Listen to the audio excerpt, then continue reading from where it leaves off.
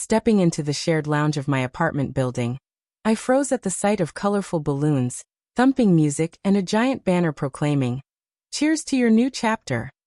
At first, I assumed it was for someone else, a milestone like a new job or an engagement.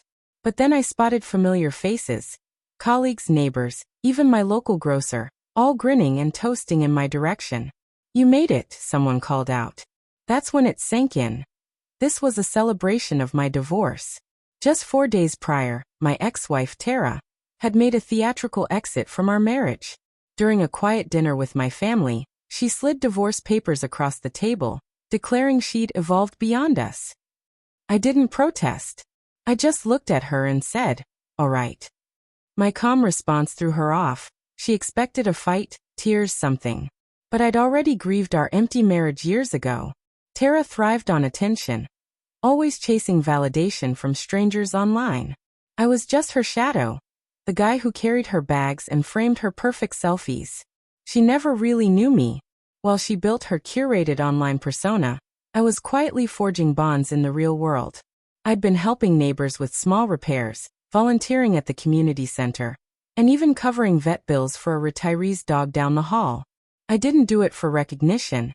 It just felt right. So when news of our split spread, something incredible happened. People started showing up at my place with pizza, drinks, and even a borrowed speaker system.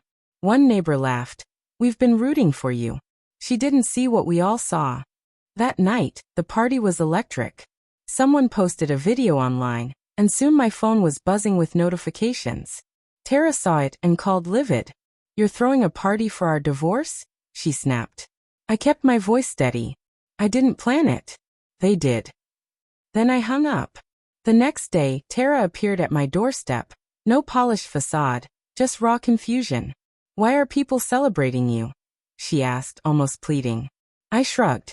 "Maybe because they actually know who I am."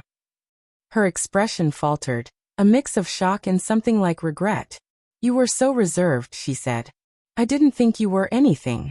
I smiled faintly. "You never looked deeper." She stood there, silent, as the weight of her oversight hit her. She'd seen me as a bland backdrop, but I'd been quietly building a life rooted in trust and care, not likes and followers.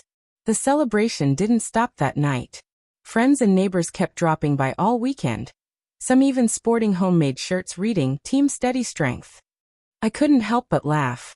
The real gift, though, was the quiet confidence I felt. I'd stayed true to myself, and that was enough. A week later, Tara sent a lengthy text, apologies, reflections, a hint of longing. She admitted she hadn't realized how much people valued me. I replied with 3 words. "You never asked." That was our last exchange. Now my life feels lighter. I'm dipping my toes into dating, nothing heavy, just enjoying the freedom to be myself. Every so often, someone from that night gives me a nod or a grin, and it brings a smile to my face. I sometimes wonder if Tara regrets leaving me, or just the version of me she never bothered to discover. Either way, it's her loss.